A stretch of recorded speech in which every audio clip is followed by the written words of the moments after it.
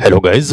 My name is Ahmed Khali for the Unscripted Talks. The President, William Samoei Ruto, has just listed 11 names which he proposed to replace the cabinet secretaries that he just dissolved the cabinet for the past few weeks.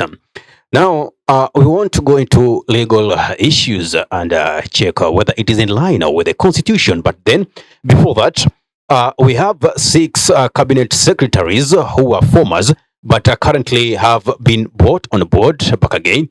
There are those who have retained their positions, and we have those who have been shifted. First of all, to begin with, we have Kithure Kindiki, who was the former CS for Interior, but now again has been proposed for the same ministry. We also have Alice Wahome for Public Works. We have Aden Duale, who has also maintained the ministry which he was heading, that is the Ministry of Defense. We have Davis Cherichero for Roads, Soipan Tuya for Environment. Now, it's clearly that Kindiki, Duale, and Tuya have retained their previous dockets, while Wahome has been moved from lands, while Chirichir previously held the energy docket. Rebecca Miano, who was in the previous years for Industry and Trade, has now been nominated for the post of Attorney General. It is quite clear, and when the Gen Zs and the millennials were on the protest for the past few weeks, they really pressured the government to an extent whereby the president had to dissolve his cabinet. It was a move that was welcomed by so many Kenyans, but the question is, did he do that a cause of pressure for these demonstrations, or was it a way of extending an olive branch to Raila Amolo Odinga, whom we see clearly was actually forging for dialogue, which we call the current handshake in the name of National Unity Cabinet? Fine. So we want to go into law, into the Constitution, in the provisions of the Constitution, especially on Chapter 9, and get to know what happens when someone who is a public servant is hired or fired or is dismissed. Stay with me to the end. With me is the Public Service Commission, the discipline manual for the public service, a publication of the Public Service Commission. This is a revised edition of the 2022, which clearly states the vision as a citizen-centric public service, its mission to transform the public service for efficient and effective service delivery, and also core values as citizen focus, professionalism, innovative, and teamwork. Only that I haven't seen integrity there. So, okay, all while we've been trying to see institutions that are driven towards integrity and transparency, we can see the values there: citizen focused, professionalism, innovation, and teamwork. Now, this is actually section 4.6, which says that penalties.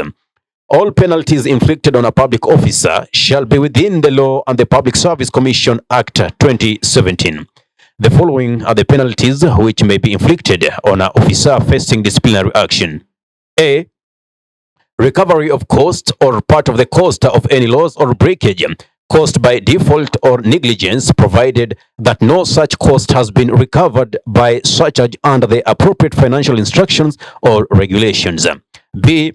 Reprimand. C. Stoppage, withholding, and deferment of salary increment. A. Reduction in rank or seniority, provided that the reduction should not be more than one grade or rank. And the final stage is dismissal from the service. Now, in this case, somebody might argue, by dissolving the cabinet, was it dismissal or what was it? There is no lacuna in law. As the learned friends says, the law is very clear. That means they were dismissed. Whether lawfully or unlawfully, it was a dismissal. And a dismissal cannot just occur if there was no wrongdoing in those ministries. There were red flags in terms of performance and competence with the ministries or with the CSs who are heading them. And it is so astonishing right now to see that CS Kindiki actually is back on the same docket, has been proposed on the same docket, whereas we know the cleaner in that office was caught with some millions of cash. We know even their salary does not go beyond 50 or 60,000.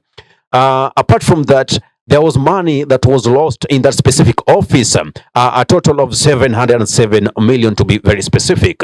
But now that is the same guy who's back proposed by the head of state, who wishes to have an all-inclusive a cabinet of national unity to help him drive the nation. But I mean, if he was able to drive the country almost 9 days without the CSs, then why can't we just do without them?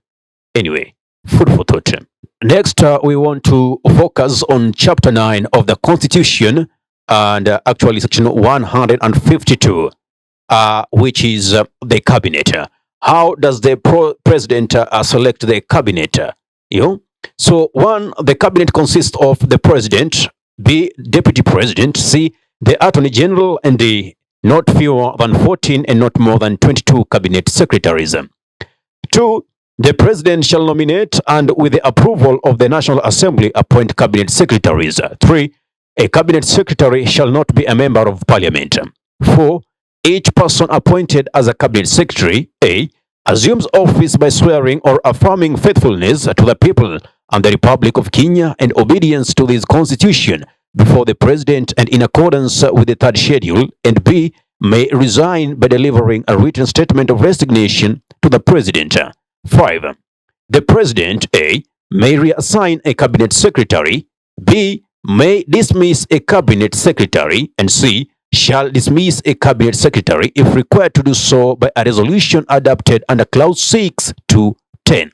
Now, let us go to clause 6 to 10, read verbatim in between the lines and see what this means. A member of the National Assembly, supported by at least 1/4 of all the members of the National Assembly, may propose a motion requiring the president to dismiss a cabinet secretary, A, on the ground of a gross violation of a provision of this constitution or of any other law, where there are serious reasons for believing that the cabinet secretary has committed a crime under national or international law, or C, for gross misconduct.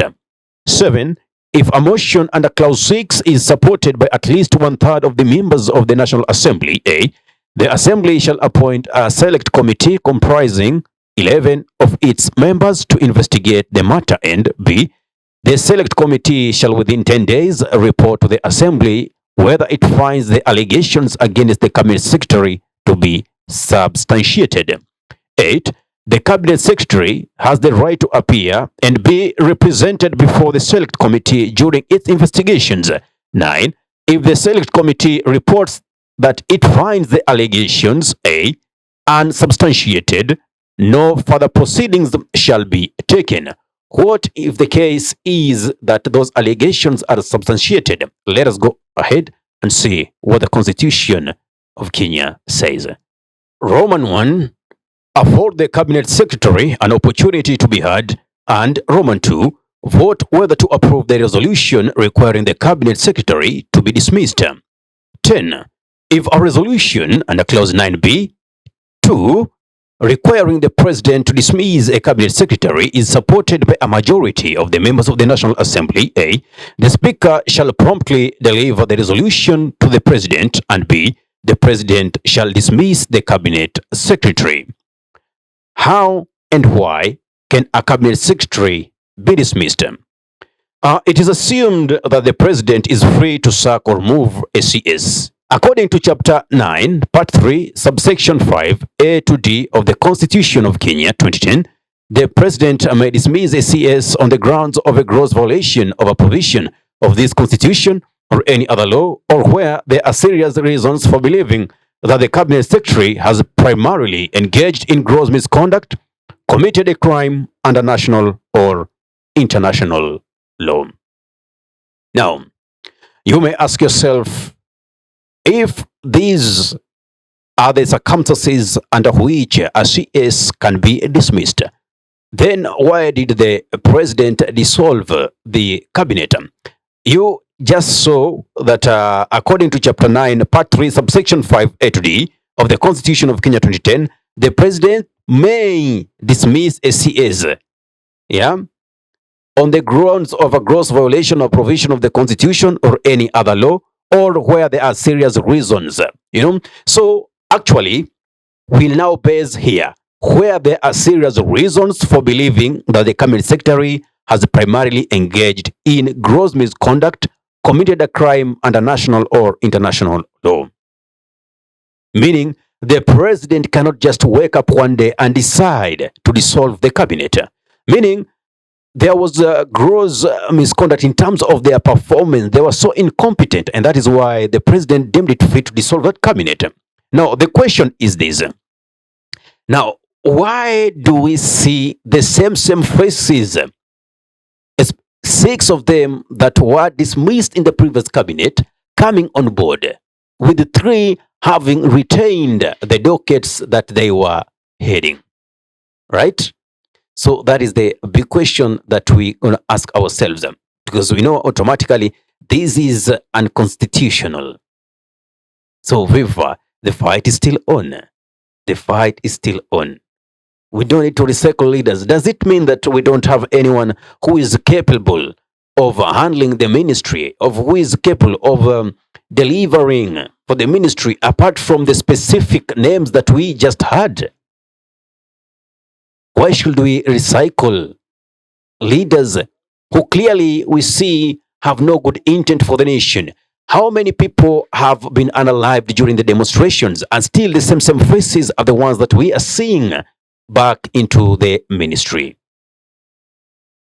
Questions are there, and questions need to be answered. So, do we say that Ruto is a listening president? Mutahi Ngoji just said that the other day that he's a listening president. Is he? How long does it take for him to come and respond? Why are they becoming reactive instead of a proactive government?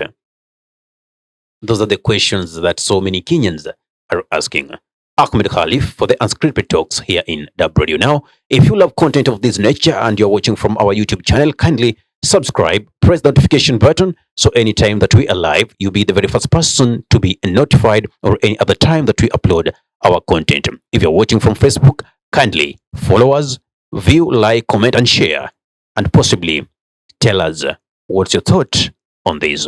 Assalamu alaikum warahmatullahi wabarakatuhu.